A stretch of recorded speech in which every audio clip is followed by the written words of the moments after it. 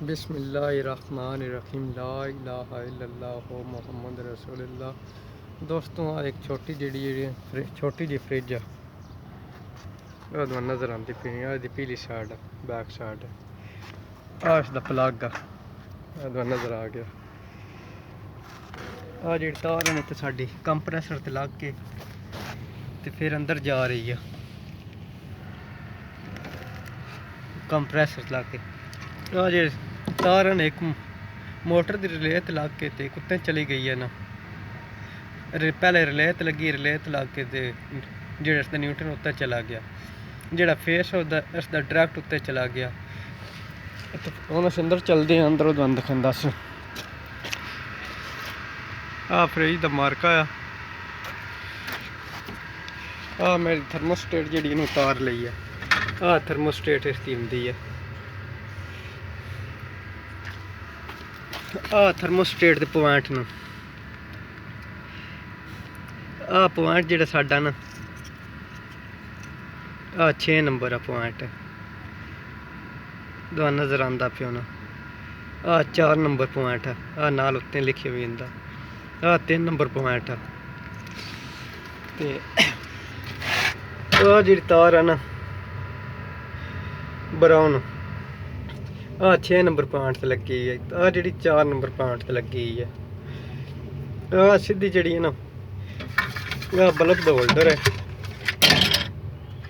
आ holder इस ते आंदी पई है, इस तो और कोई काम नहीं है, सिर्फ बल्ब लाइट साड़ी ऑन करने वास्ते आंदी पई है। ते एक तार जी है ना ब्राउन आ जोड़ ला के इत्थे आ गया बटन से ऑन ऑफ वाले पे साफ नजर नहीं आता पे हूँ सा। आ जी थर्मोस्टेट तो लग के ब्राउन सीधी बटन ते आ गई, बटन तक आ बल्ब के होल्डर चली गई। एक जी थर्मोस्टेट तो जी पिछे आ रहा ना फेस थर्मोस्टेट तो लगता पिया आ उस नाल जोड़ लग के ते बटन च जाती है, बटन च अगों फिर होल्डर च आ जाती है बल्ब दे आ बटन ज्यों ही साडा प्रेस होंदा ना साडा बल्ब जिहड़ा बंद हो जाता, ज्यों ही दरवाज़ा खुलदा बाहर आ जाता फिर साडा बल्ब ऑन हो जाता, लाइट बल जाती है। आ उसका ढक्कन है जिहड़ा उत्ते स्पीड आल लगा होंदा। एक तो स्पीड इसकी मट्ठी होंदी आ, 2 ते तेज़, 3 ते और तेज़ ते 7 नंबर 8 नंबर 9 नंबर इत्थे इसकी फुल आ। इस तो अग्गें इत्थे जिहड़ी है ना मुकम्मल बंद हो जाती साडी फ्रिज। हुण साडा चेक करना साडा थर्मोस्टेट खराब आ, साडे कोल होर कोई चीज़ नहीं फ्रिज चलाने वास्ते। असी यार जिहड़ी है ना चला के चेक करनी थर्मोस्टेट खराब है या और कोई मसला सा।